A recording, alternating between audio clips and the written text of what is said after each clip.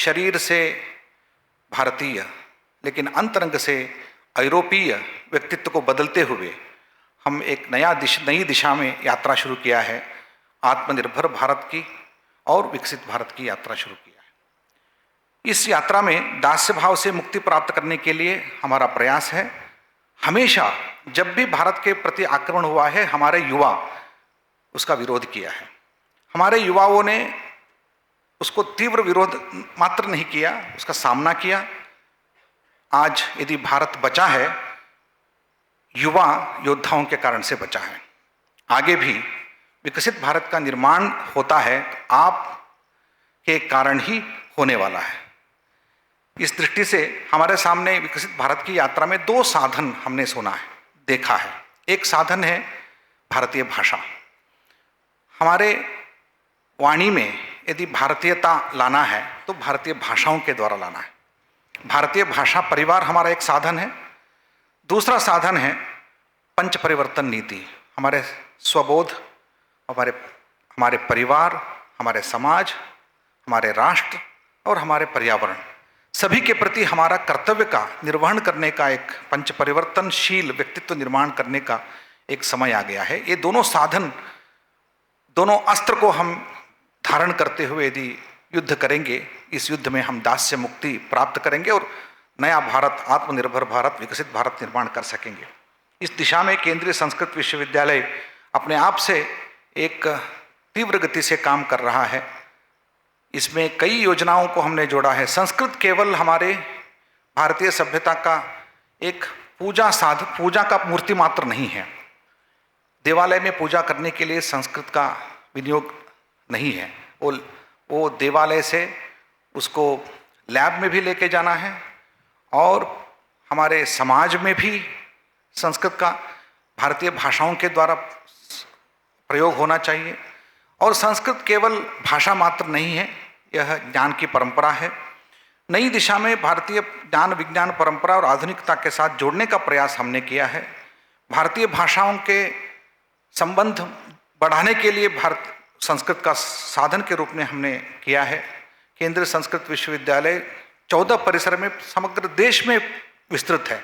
इसलिए हमारे जितने भी छात्र आते हैं वो हर एक भाषा बोलने वाले, मतलब अपनी भाषा तो मातृभाषा, साथ में संस्कृत, अंग्रेजी, हिंदी और अन्य राज्य की भाषा, इसे पंच भाषा में वो सहज रूप से वो पंच भाषाशील होते हैं।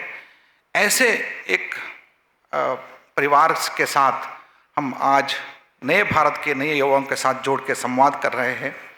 इसमें भारतीय ज्ञान को भी जोड़ने का प्रयास है।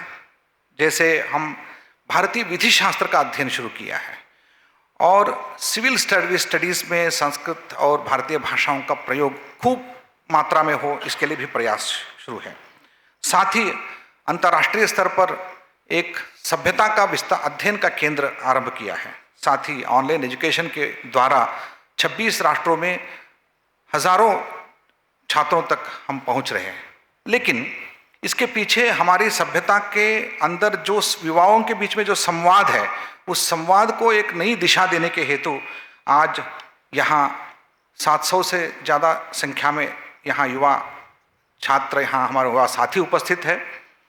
और इस प्रथम सत्र, जिसमें मंगलाचरण सत्र में मंगलाशंसन देने हेतु हमने निवेदन किया, राष्ट्रीय स्वयंसेवक संघ के परम श्रद्धेय सरसंघ चालक डॉक्टर मोहन भागवत जी से आपने हमारे निमंत्रण को स्वीकार करते हुए यहाँ उपस्थित हुए हैं। राष्ट्रीय स्वयंसेवक संघ राष्ट्र निर्माण का एक 100 साल के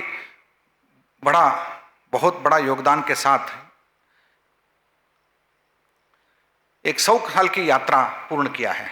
इस संदर्भ में श्रद्धेय परम पूजनीय सरसंघ चालक जी समाज के साथ निरंतर संवाद कर रहे हैं।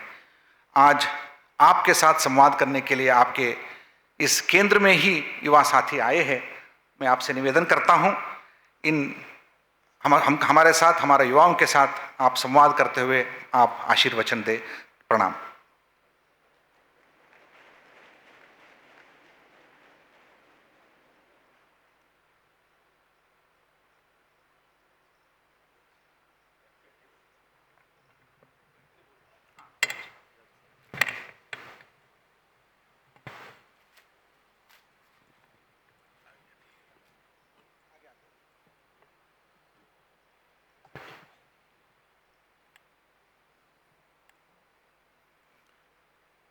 आदरणीय वरखेड़ी जी, आदरणीय आशुतोष जोशी जी, सभागृह में उपस्थित सभी महानुभाव एवं छात्र, नेतृत्व जिनमें से विकसित होने वाला है ऐसे सभी छात्र छात्राएं,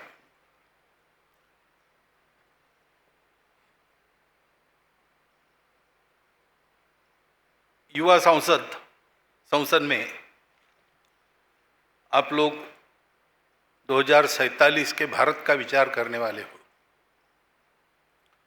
और फिर भाषा का भी विचार करने वाले हो। एक पंच परिवर्तन नाम का एक कार्यक्रम जो चला है उसके बारे में भी बात करने वाले हो। ऐसा जब मुझे पता चला तो मैं सोचने लगा कि इनका संबंध क्या है और इन तीन विषयों के बारे में आपकी चर्चा चली है तो इसमें मुझे क्यों बुलाया होगा। तो एक बात तो अभी कुलपति महोदय ने आपके सामने कह दी है, 2047 का विकसित भारत, सामर्थ्य संपन्न भारत, विश्वगुरु भारत, जो भी आप कहेंगे, उसमें भारत ये पद अनिवार्य है। हम बड़े होंगे लेकिन बड़े होने के बाद भी भारत भारत रहेगा। बड़ा किसको करना है? भारत को करना है। तो बड़े होने के बाद जो स्थिति आएगी उसमें भारत भारत रहना चाहिए। दूसरों की नकल करके बड़ा होना ये संभव नहीं है।